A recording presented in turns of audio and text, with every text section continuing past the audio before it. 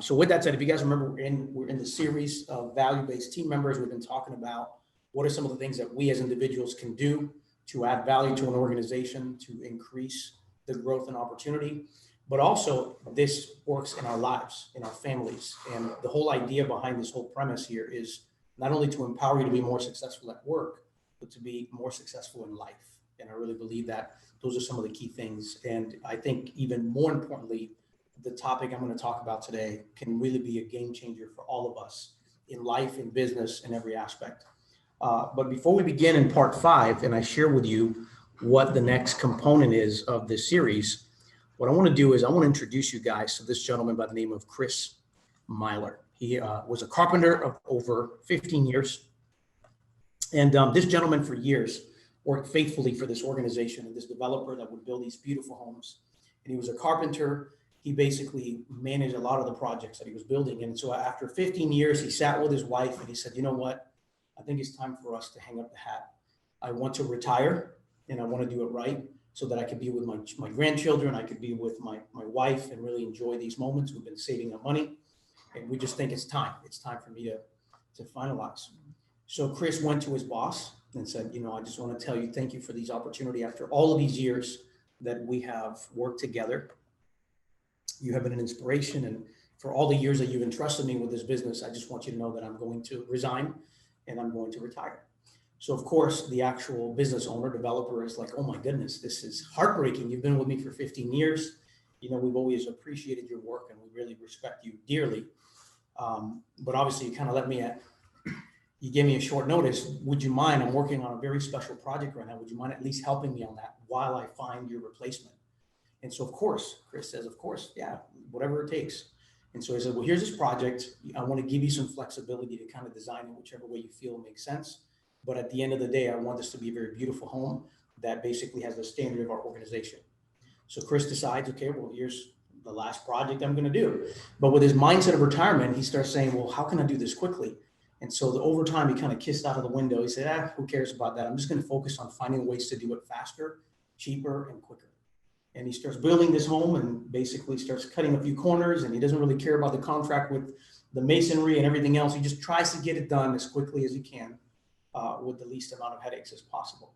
So when he finally finishes the property and he gets it done, he puts, cheap doors, and he decides to go away from the pool that they normally build in almost every single one of their homes because it was just more work, more time, more management.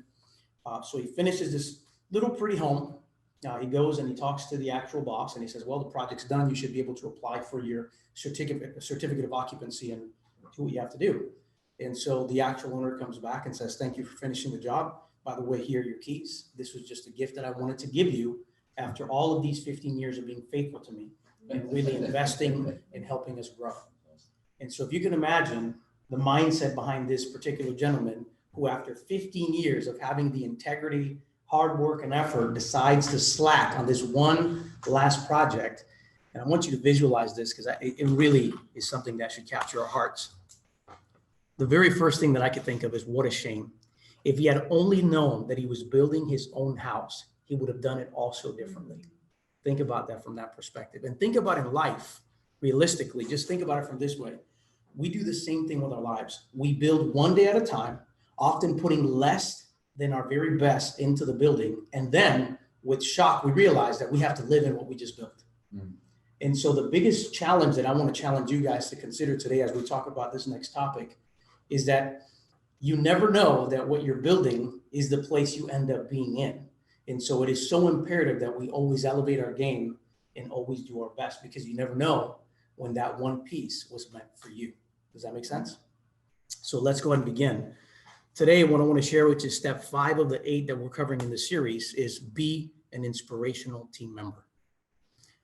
I really believe that the teams that are most successful, they're surrounded by people that not only care about themselves, but they care about those around them and who are constantly doing their best to encourage and inspire their team members to draw the best out of each other.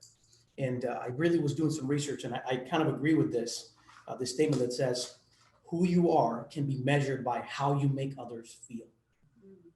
And if you really think about that, ask yourself, when I'm around somebody in a group, do I inspire that person to be a better person?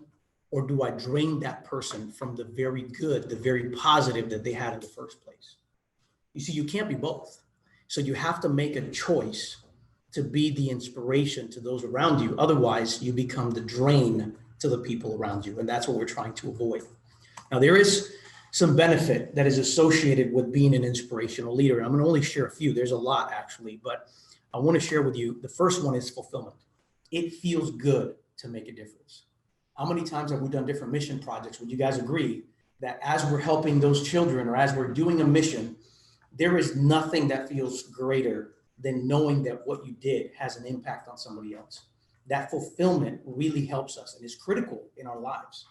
It drains us of all the other negative feelings that we have because we're so busy pouring out into the lives of others. And so one of the biggest benefits that you get from being an inspirational team member is that you feel the fulfillment that you're making a difference and that you're inspiring others to bring fulfillment and motivation in their lives, which ultimately fills your cup even more than you expected. Another benefit is respect. And you have to understand that in any industry, in any business, in any relationship, respect is something that is earned. And if you want to receive it, most times you have to give it in order to receive it. Does that make sense? And so one of the benefits of choosing to be an inspirational team member within your organization is the fact that you're inspiring your team members. And in doing so, you earn the respect of your peers, helping everyone grow. And that is a completely different story than somebody that you've seen that comes to the office, tries to get the job done, and they're gone. What significance have they brought to the table other than doing their role? Nothing. And so again, I want to challenge us. Let us not just be fulfilled in trying to just do our very minimum. Let's get lost in being an inspirational team member for our team because we all need it. The last benefit that I'll talk about is leverage. Now, please understand that I'm not saying that the whole objective of being an inspirational team member is so that you can manipulate someone, because some people think that. And unfortunately, some people are very conniving. And the only reason why they try to be nice is because they want to get something out of you. And that's not what I'm talking about. What I'm talking about is somebody who is actually an inspirational person that invests in people. And because they invest in people, they generate leverage of others wanting to help them succeed. It's human nature. If I help Steve in his projects and I encourage Steve when he's down, what do you think Steve wants me to do? He wants me to succeed. Why? Because he wants to reciprocate what he feels that I've done for him. And so the whole idea behind the premise of what we're talking about in this section of the series is to get to the point that we're inspiring one another to the point that I owe you, Ani. I need you to know how grateful I am because you picked me up. You encouraged me to be successful. And therefore, I now want Ani to succeed. Does that make sense?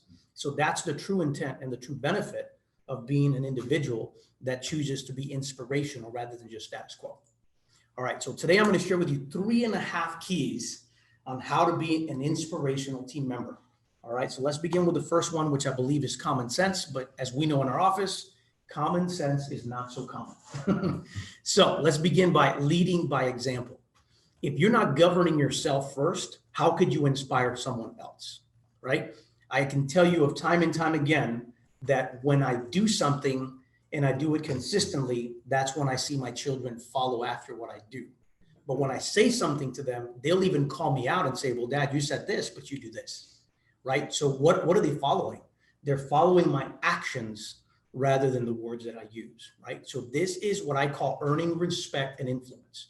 You earn it by doing. You earn it by being the example that you want people to follow. So there's a couple pieces that I would say that are critical here. The first one is having clear goals that you're driving for on a daily basis. If you're a goal-driven individual and you know what you have to get, and everybody understands that you have a clear path and you're going after it, every week you're doing everything you can to achieve those goals. What you don't realize is that by just doing that, you're challenging everybody around you within the sphere of influence to say, man, every time Stephanie shows up to work, she's looking to bring value. Every time she shows up, she's getting the job done. So what does that do for everybody else? Everyone else, little by little, starts saying, man, I better bring my A game because if I sit next to Stephanie, they're going to see the difference. You see what I'm talking about? And so this is why just being you, working on your portion and doing your very best to have clear goals and objectives that you're driving for every week, it will literally, by effect, influence everyone else.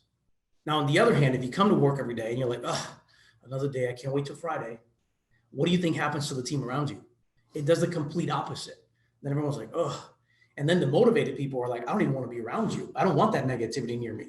And those that are already negative or influenced by it, then yeah, I agree. Today sucks. It's kind of looks rainy, looks doom and gloom, right? So it's all in your perspective. So if you're driving for those clear goals and you have objectives, you will inspire those around you to do the same. The next thing that I think is critical, and this is also how you actually earn respect, is being disciplined in your time management and your productiveness. It's not just to have a list of things to do.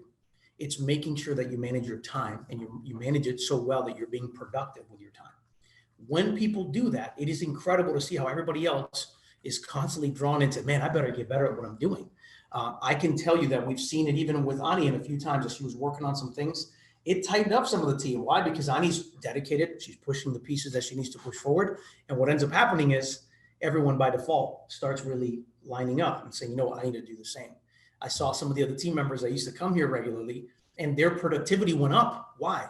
Because now they had no excuse. There was an example. There was a pace setter in the team, and that pace setter basically subconsciously said, there's no excuse. If I could do this, then you should be able to do this 10 times better because you've been here longer than me. Does that make sense?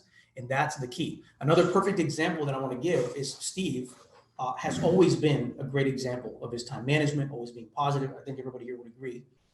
Whether you're physically here or virtually, you always feel encouraged. But he's able to do that because he's being consistent with his time management. And you'll always hear his phone. And I always joke because I know in my head, dong, dong, that little alarm that goes off, which is his opportunity alarm. Why? Because again, he's doing his best to stay within the timeline of what he's set aside to be productive with that time. And that's, again, the more you do that consistently, the more people see it, the more it impacts them, the more they want to become better too. And that's a really important key. And the last portion of leading by example is you allow your production to speak for you instead of your own words. How many here have actually ever worked with somebody, whether it's here or somewhere else, and you hear this person who happens to be a really good producer, but he's so busy or she is so busy talking about how great they are that it almost makes you sick? Anybody ever have one of those where, oh, and it doesn't matter. Like what I find interesting is like, you got to be really full of yourself to be this person, but I've seen it. And it doesn't matter what it is. Like Darla could say, oh man, the sky is so blue today. And somehow this person is going to find a way to connect that blue sky for how good he is. And you're like, oh yeah, the sky's so blue. In fact, that's why I reach for the sky every single day in order to keep producing. That's why I'm the #1 producer here. Right? After a while, it's just so disgusting. You want to slap them, right? Like, oh, just shut your mouth. You know, if I hear you again. And so in being somebody that leads by example, I'm not saying be that person that is so cocky, that is so full of themselves that nobody wants to be around you, right? So the way that you lead by example is, again, let the fruits of your labor speak for you. As you're productive with your time, trust me, those results come. And as those opportunities come to the board, everybody around you says, hey, this person gets the job done. Perfect example. Again, I want to give shout out to Stephanie because I love encouraging our team. How many times have we seen Stephanie came in within the first 2 weeks of being here? She was already on it, pushing the needle forward. Was she talking to everybody? Hey guys, look at how great I am. No, she was getting it done, right? But then what happens is problems start going away. Situations start going away. Issues that we had hanging there for months all of a sudden get resolved. She doesn't have to say anything.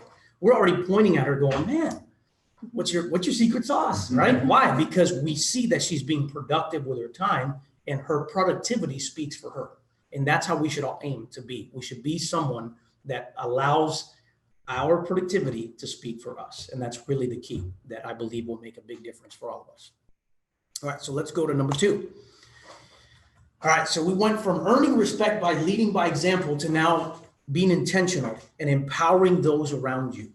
Now, I want you to understand that sometimes people that are struggling with a self-image struggle with this particular portion.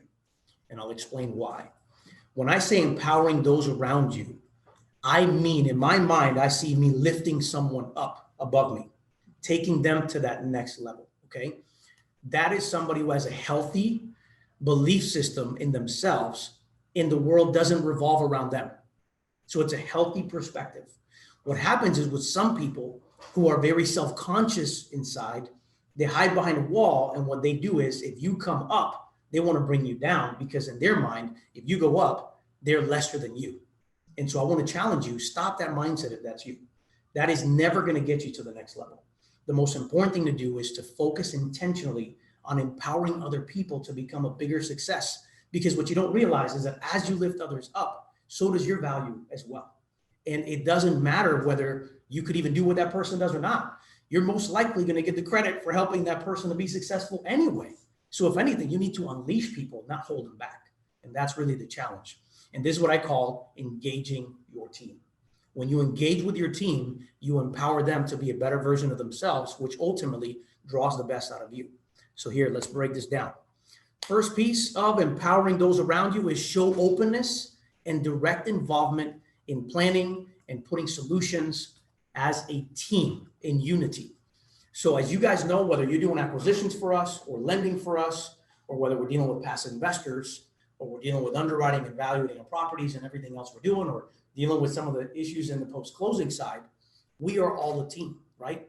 Without sales, there is nothing to post-close, right? But without due diligence, we can make the wrong decisions. We've talked about this in the past. So if you really think about it, we all need each other in order for the business to thrive. And so the important thing here is to be open enough about it to say, look, I need you and you need me. So let's get over the obstacle together. Let's work together in unity to find a solution. And so somebody who is somebody that's an inspiring individual literally will bring that to the table and say, look, there's an issue. Let's resolve it together. Let's come up with a solution together. And I'm being open about the fact that there might be things that I can improve upon, but let's circle down here this issue and let's tackle it together. Let's make a plan in order for us to be successful as a team. Those that build the team up ultimately empower the rest of the team to be successful, and thus they become a success as well. And that's a critical piece. The next portion is collaborate, solving problems together rather than leaving a burden on you. So I wanted to make this a very clear distinction, because I've seen this in our office, but I've also seen this outside of work. When you become someone that is an inspirational leader and you're helping people, you're engaging people, you're trying to help, what happens a lot of times is people will say, well, great, we can trust you with all these problems, so let me drop all of my trash on you. You fix it, right? Well, because I can trust that you can do it. So thanks for helping me out. Well, is that a team? That's not a team. That means that I'm being lazy and I would rather put off the issue to you instead of learn the issue myself, right? And does that make me a better person because I delegated and threw all my problems at Steve? No, it's not, right? But if Steve is a good inspirational leader, he'll say, wow, I see these problems. Hey, Rick, why don't we sit down?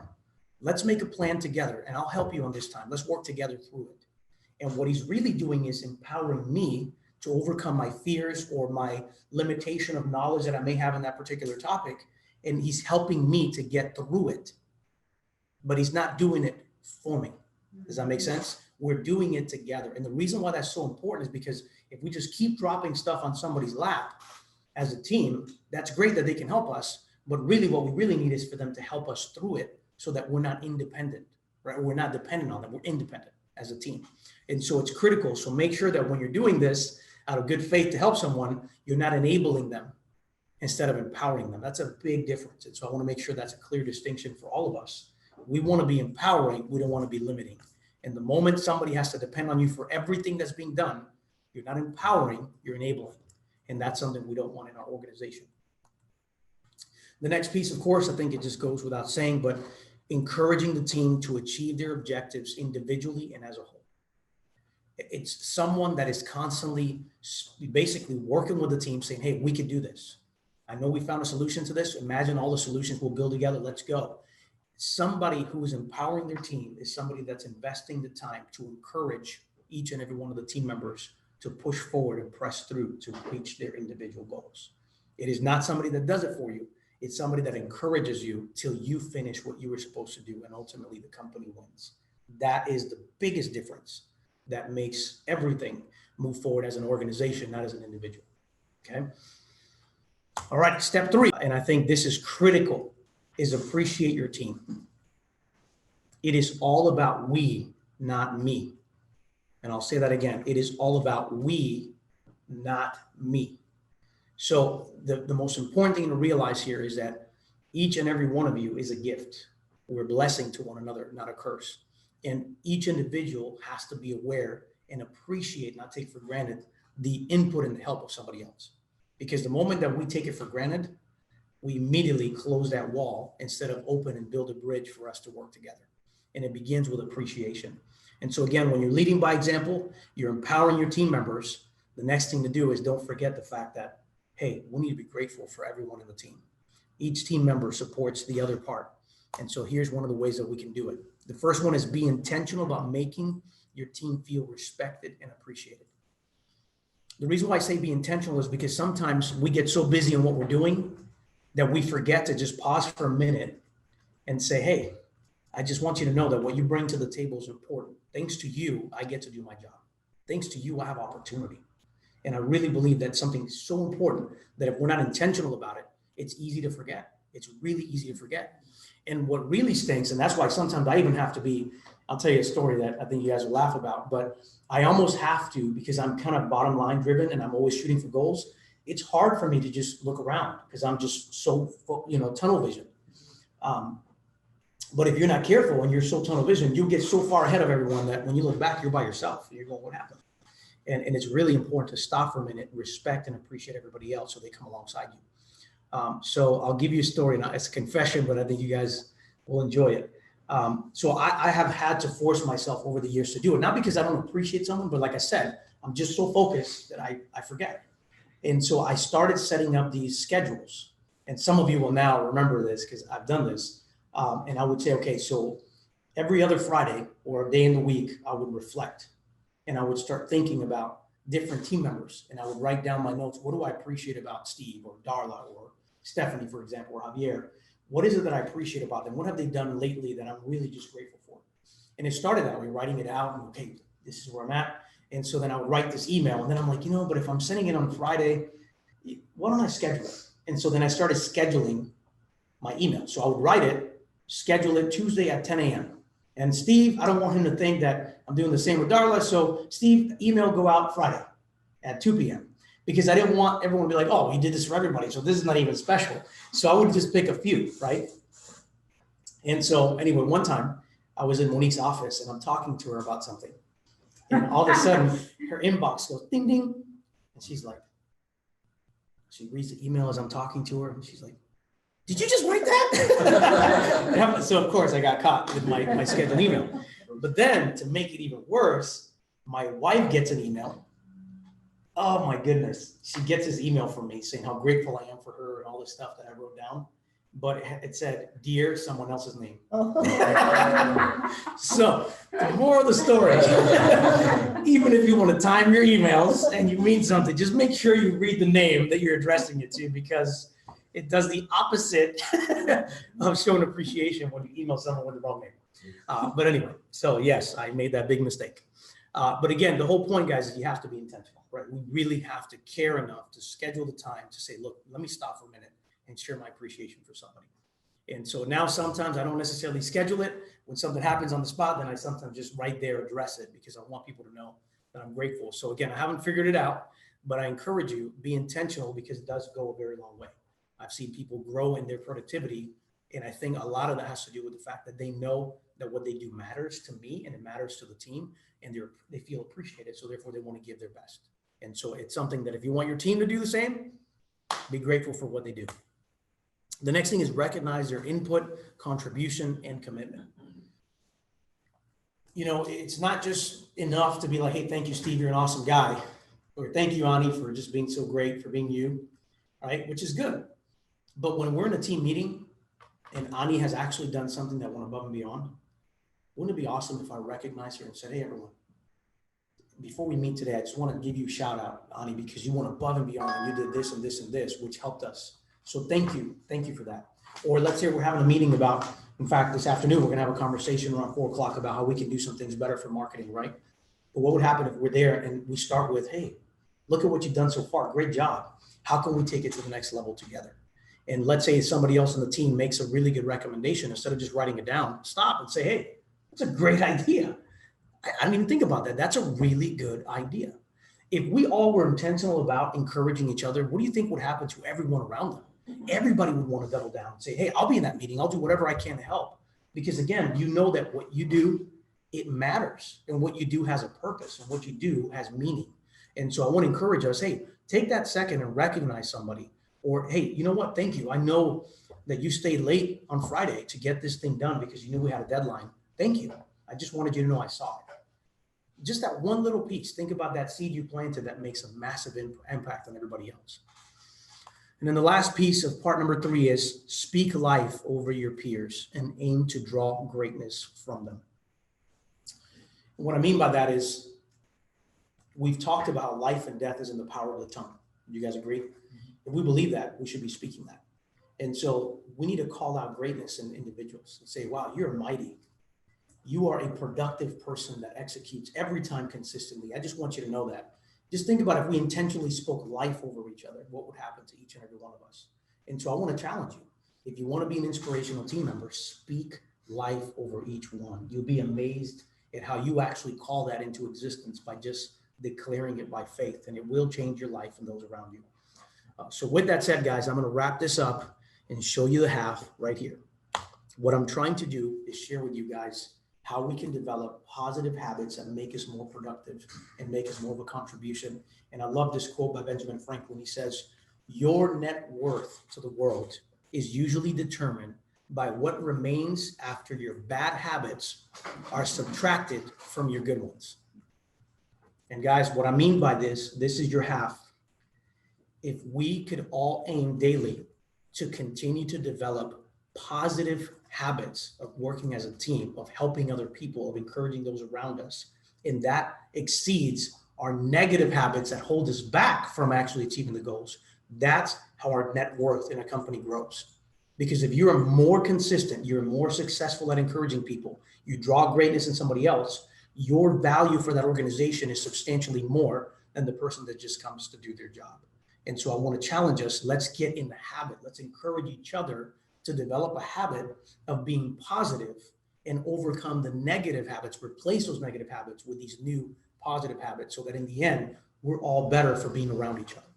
So with that said, guys, I'm wrapping it up. Thank you guys so much. Do you guys have any comment or questions? We'll open it up for that discussion now.